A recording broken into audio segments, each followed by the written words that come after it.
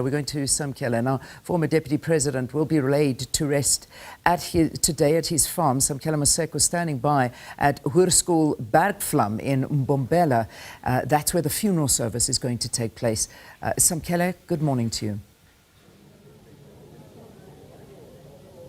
Indeed, Leanne, the funeral service will take place here where President Cyril Ramaphosa will deliver the eulogy. As we did speak to our colleague earlier on, Samkele Maseko, who is at the family home, where ultimately there will be a private service just for family relatives this morning. Then they will hand over the remains of former Deputy President David Mabuza to the African National Congress. From the African National Congress, he will then be handed over to the state, to the African National Defence Force, who will then ultimately begin the procession that he will then leave Barberton and make his way here to this particular sports ground where the funeral service will ultimately take place between 9 o'clock going up until about 11 o'clock, 12 o'clock midday today. Then ultimately about 1,500 dignitaries will leave this particular funeral service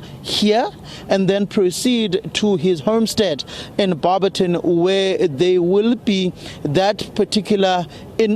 where he will be interred into his final resting place, which will have limited numbers. It will not be private, since this is a state funeral category 2. There is no private issue within this particular state funeral category 2 provided by the president, but there will be characteristics of limitations as per the request of the family for that particular burial that will take place at the family farm home in Barberton. That will only see a number of people, only 1,500, that will be allowed to enter the family home for that particular last part where he will be interred into his final resting place. We do expect that a number of political dignitaries will be attending the funeral service of former Deputy President David Mabuza, such as the leader of the Economic Freedom Fighters, Julius Silo Malema, and many other political